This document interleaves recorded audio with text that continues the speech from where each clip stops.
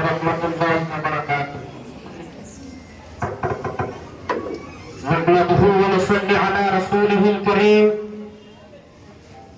أما بعد أعوذ بالله من الشيطان الرجيم بسم الله الرحمن الرحيم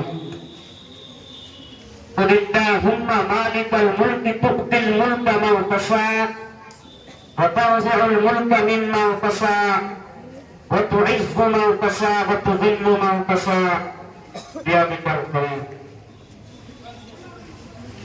دے سلامی اس ترنگے کو جس سے تیری شان ہے، دے سلامی اس ترنگے کو جس سے تیری شان ہے، سر ہمیشہ اونچا رکھنا اس کا جب تک دل میں جاہے، جب تک دل میں جاہے.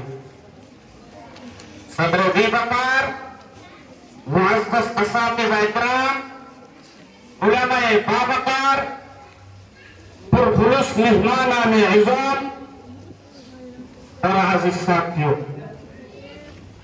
سب سے پہلے ہم اب سبھی حضرات کا خیر مقدم کرتے ہیں اور نہایت جذبات، عقیدت اور دل کے گہرائیوں سے خوش آمدید کہتے ہیں، کیونکہ آپ نے تمام مصروفیات چھوڑ کر ہماری ہمت افزائی کے لیے قدم رنجہ فرما کر ہماری مجلس کو بارآمد بنایا. کسی شاعر نے کہا تھا کہ وہ آئے گھر میں ہمارے خدا کی قدرت ہے، وہ آئے گھر میں ہمارے خدا کی قدرت ہے، کبھی ہم ان کو کبھی اپنے گھر کو دیکھتے ہیں. محترم سامعین، جیسا کہ ہم جانتے ہیں کہ آج آزادی کا 78واں جشن ہے. اس دن ہر سال ہم تحریک آزادی اور مجاہدین آزادی کو سلام پیش کرتے ہیں اور اس عظیم الشان جشن کو بڑی محبت، شان و شوکت کے ساتھ مناتے ہیں. یقیناً 15 اگست 1947 عیسوی کا سورج ہمارے لیے غلامی اور تاریکی سے آزاد اور تاریکی سے نجات اور آزادیوں کی خوشیوں کے پیغام لے طلوع ہوا تھا.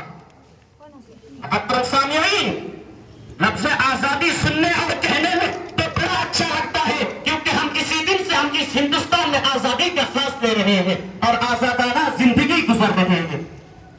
لیکن کیا ہم نے کبھی سوچا ہے کہ آزادی ہمیں کیسے ملی؟ کیا ظالم انگریزوں نے آزادی ہمیں تحفے میں پیش کیا ہے؟ نہیں میرے بھائیو، آج سے تقریباً 200 سال پہلے ہمارے پیارے وطن ہندوستان پر 7 سمندر پار سے آئے ہوئے انگریز بڑی چال بازی، چالاکی، عیاری اور مکاری سے ہندوستان پر قابض ہو گئے تھے اور ہماری اس پاک دھرتی پر اور ہماری اس پاک دھرتی کو ناپاک اور جہنم کا ڈیرا بنا رکھا تھا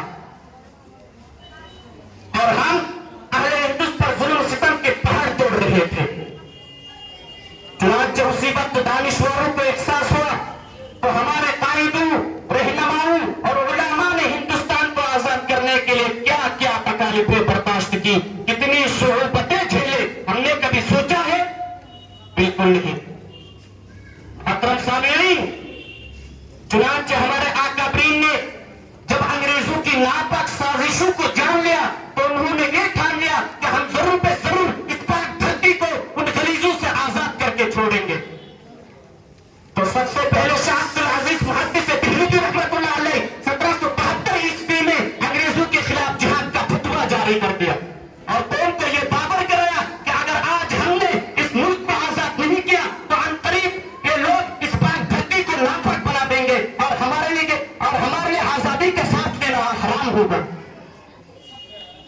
اس کے بعد ٹیپو سلطان رحمہ اللہ نے 1772 عیسوی میں شاہ عبد العزیز کے فتوے کی وجہ سے جنگ آزادی کا آغاز کیا اور 1792 تک انگریزوں کے ساتھ بڑی بہادری کے ساتھ جنگ لڑتا رہا، یہاں تک کہ ان کی بہادری کو دیکھ کر انگریزوں کی لڑکھڑاہٹ شروع ہو گئی اور ان کو شہید کرنے کی کوششیں کی.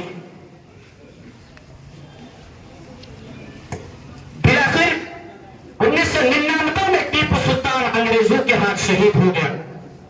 صرف یہی نہیں میرے بھائیو، بلکہ اس ملک کو آزاد کرنے میں شاہ اسماعیل شہید نے 1827 عیسوی میں جام شہادت نوش کیا اور ان کے ساتھ مجاہد آزادی میں جواہر لال نہرو، مہاتما گاندھی جی، مولانا جعفر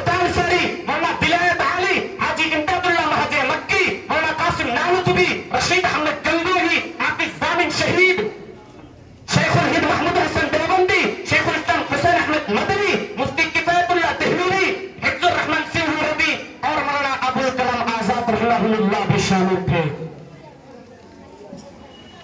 چنانچہ ان قائدوں نے ملک کی آزادی کے لیے کبھی تو جیل کی کالی کوٹری کو اپنی جائے سکونت بنا لیا, تو کبھی ملک کی محبت میں اپنی سیرت پر گولی لگا کر جام شہادت نوش کیا, کبھی تو پھانسی کے پھندے کو اپنے گلے کا ہار بنا لیا. حاضرین, اتنی قربانیوں کے بعد 15 اگست 1947 کی عیسوی میں سامراجیوں نے اس دھرتی کو چھوڑنے پر مجبور ہو گئے اور ہمارا یہ ملک ہندوستان آزاد ہو گیا. کسی شاعر نے کیا خوب کہا تھا کہ خود بخود ٹوٹ کے گرتی نہیں زنجیر کبھی, خود بخود ٹوٹ کے گرتی نہیں زنجیر کبھی, بدلی جاتی ہے بدلتی نہیں تقدیر کبھی. حضرات سامعین اکرام, ہم مسلمانوں نے پورے عزم کے ساتھ سوچ سمجھ کر اپنے وطن ہندوستان میں رہنے کا فیصلہ کیا ہے, لہذا ہم کبھی نہ اس ملک سے ہٹ جائیں گے اور نہ ہٹائے جائیں گے. اور ہم نے اس کا بھی فیصلہ کیا ہے کہ ہم اس دھرتی میں اپنے پورے عقائد, دینی شعائر, قانون شریعت اور اپنی پوری مذہبی اور تہذیبی خصوصیت کے ساتھ رہیں گے. ہم ان کے کسی ایک نقطہ سے دستبردار ہونے کے لیے تیار نہیں. اس ملک کے باشندے کی حیثیت سے ہمیں یہاں آزادی اور عزت کے ساتھ رہنے کا پورا حق حاصل ہوگا. اور اس ملک کی جمہوریت اور دستور آئین کا بھی فیصلہ ہے.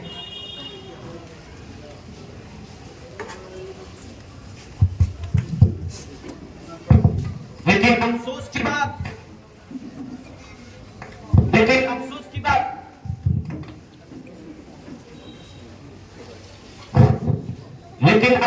بات یہ ہے کہ اتنی قربانیوں کے باوجود کبھی تو ہم سے ہماری مساجد چھینی جاتی ہے, تو کبھی ہمیں وقت کے جائیداد سے محروم کر دی جاتی ہے, تو کبھی مدارس کو بند کرنے کی دھمکیاں دی جاتی ہیں. لہذا ہم حکومت ہند سے اپیل کرتے ہیں کہ ہمیں دستور ہند کے مطابق پورے حقوق دیے جائے, اس میں دخل اندازی ہمیں بالکل بھی برداشت نہیں ہوگی. کسی شاعر نے کیا ہی خوب کہا تھا کہ جب گلستہ کو خون کی ضرورت پڑی تو سب سے پہلے گردن ہماری ہی کٹی. جب گلستہ کو خون کی ضرورت پڑی تو سب سے پہلے گردن ہماری ہی کٹی. پھر بھی کہتے ہیں ہم سے یہ اہل چمن, یہ چمن ہمارا ہے تمہارا نہیں. جے ہند, جے بھارت. وآخر دعوانا ان الحمد للہ رب العالمین.